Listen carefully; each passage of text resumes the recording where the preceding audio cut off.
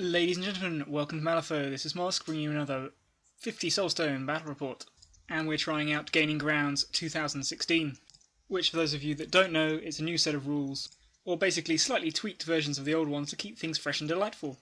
Terrain, we've got some walls, some impassable, I guess climbable buildings, impassable rocks, some hills, another building, and yet another impassable rock.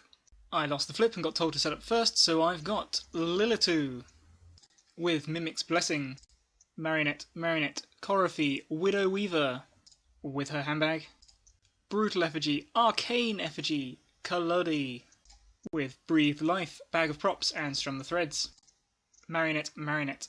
Facing me is an Outcast crew and it looks like they've come straight from hell. We have Envy with Oathkeeper, Guilty, Jack Daw with Writhing Torment and Twist and Turn, Sloth with Creeping Terror, Lust, Frykor Trapper, Guilty.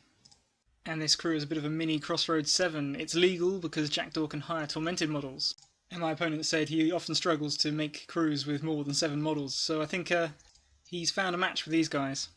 Also, I really liked my opponent's paint scheme. It was just great to have these models facing me across the table. Look at the flames. That's fantastic. He made them all himself. Very impressed. So my plan this game was to take lots of puppets so that I could control the table quarters, take Widow Weaver as a summoner to take the duty off Kalodi a bit, and looking at the schemes, there are some decent ones that require models to be in the centre. Search the Ruins means I need to be spending too much AP and time dicking around in the centre, and my crew's not geared towards meeting my opponent's force head on. But as I'm taking the Widow Weaver with an upgrade, I figure I've got enough puppets running around to do the strategy and do the show of force thing. And additionally, if my opponent's taken the same scheme, then we're contesting. And I reckon if he's doing anything in the centre, then I'm probably winning the strategy and should have the edge. So I take Lilithoo with an upgrade. All she's really there to do is hang around at the back, just within 6 of this centre marker, and use her colossal 4-inch engagement range to really muck my opponent around, interfere with his strategy, and stop him putting down scheme markers. And that kind of victory points acquisition denial is going to put a huge target on her head, so I figured Mimic's Blessing to help keep her alive. I also reckon Breakthrough would work pretty well with the strategy, especially considering many of the schemes are involving the centre of the table, which will free up my Coryphy and puppets to run around the sides and hopefully score it without too much trouble. Let's start things off with turn 1, a decent hand. I win the initiative, make my opponent go first, and basically spend most of this turn out activating with my marionettes. They're using the Widow Weaver's speed boost to get into some nice cover. My opponent seems to be coming forward quite aggressively. That Sloth there behind the tree rock thing. And this is during Jack Daw's activation where he's focused himself and then stolen the sniper shot to shoot the Coryphy for 1 damage. A little bit later, Lilithoo has lured Sloth around the central rock thing. And the sniper's taken a focus shot at Kalodi, done 2 damage, and I Soulstone to prevent 1. Running away home to get a bit of cover and range. The end of the turn looks like this. I was going to put everything into Sloth to soften him up, but the Widow Weaver got him with an Exhale Terror and paralysed him from the Horror Jewel.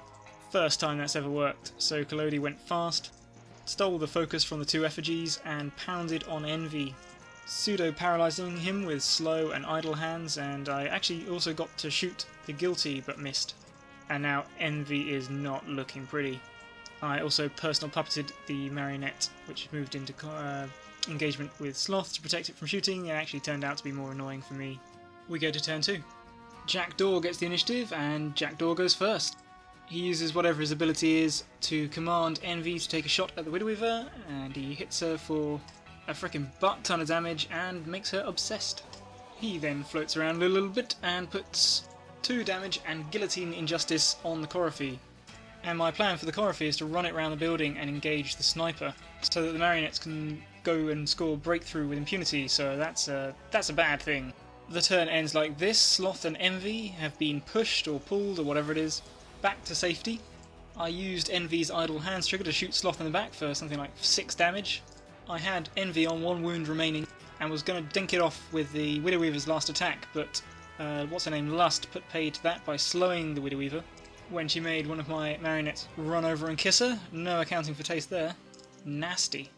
And so Envy escapes justice this turn. My opponent has also put down some markers, these cool flaming markers, really good idea that. So it's pretty obvious he's trying to search the ruins, and the marionettes are running up around these flanks. This marionette dropped a card to push the Coryphy over the line, because I used both its actions to get rid of the guillotine justice. So I control 3 board quarters, and both of us score for show of force in the centre here. Turn 3, even with a soul stone, that's not looking good. Jack Daw gets initiative again, groan. He smacks Collodi with a firing squad injustice and then hits him again to do like 8 damage, and I kill my personal puppet. And I think he borrows Envy's gun to shoot him some more, and basically Collodi is not looking pretty. And I'm soul stoning for all I'm worth, but I'm just preventing like 1 damage a time.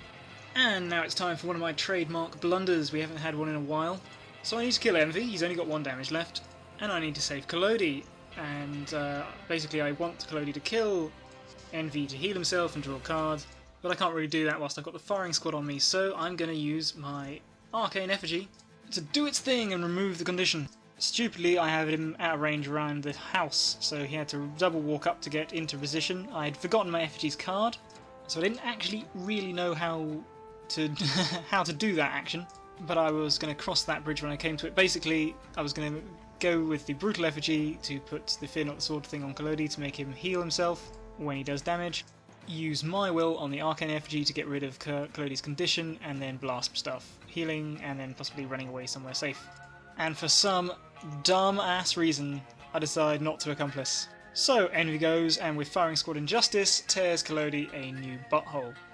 Master down, turn 3, oh shit. So by the end of the turn, I'm clinging on. The Coryphy killed Envy with a charge, forgetting to use its dance push, but basically my plan is then next turn I'm going to run up and get the sniper.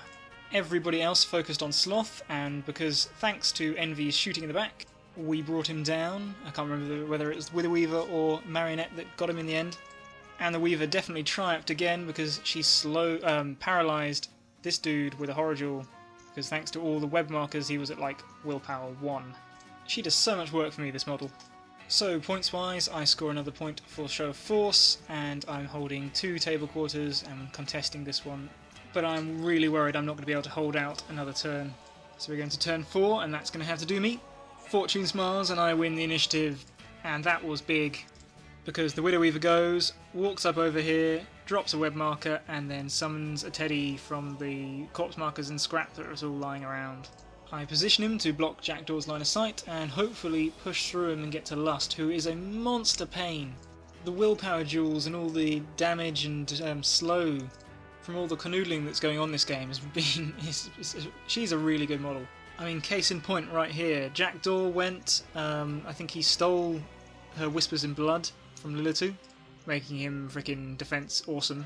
He beat up on the Coryphy and killed it, and then I think my Marionette over here went and did the scheme markers, which allowed my the sniper to shoot Widow Weaver. Goodness knows how he saw her. I guess he had a line of sight through there. And now Lust has made Lilitu go and make out with my Brutal Effigy. She's already activated because she tried to hit Lust and just failed everything. And now I'm more than 6 inches from the centre and can't score. Very good play on my opponent's half.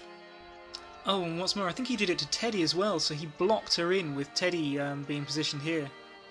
No one's slow, but I think Teddy took damage. Clearly Lilitu bites. However, I've got a cunning plan. Basically, Brutal Effigy hasn't activated, so he gets out of the way, and then the Marionette comes in and drags along Lilitu back into scoring range. And the end of the turn looks like that. And I might have been wrong earlier, I think Teddy got slowed, because there's no way... Basically, he gobbled up this guilty and then proceeded to fluff his attacks, even with positives and etc. Like the Teddy cannot hurt anybody. It's his curse. However, I score my 3rd point for show of force. I control 2 table quarters and contest this one. Actually, I might also control this one as well, as this Marionette might be out of range. And I've got my breakthrough markers down, so it's looking good. Turn 5. Jack Daw gets the initiative. He gets Lilitu to lure him closer, passing his Horror Jewel while cheating it like a man, because although he's immune to paralyse, he doesn't want Teddy hitting him in the face. Gives himself tons of positive flips, and then there, yeah, you can see what happens to Teddy. This guy just loves lying on his ass. And for me, Teddy is 11 soulstones of waste the enemy master's turn, which when he's summoned, I'm more than happy for him to do.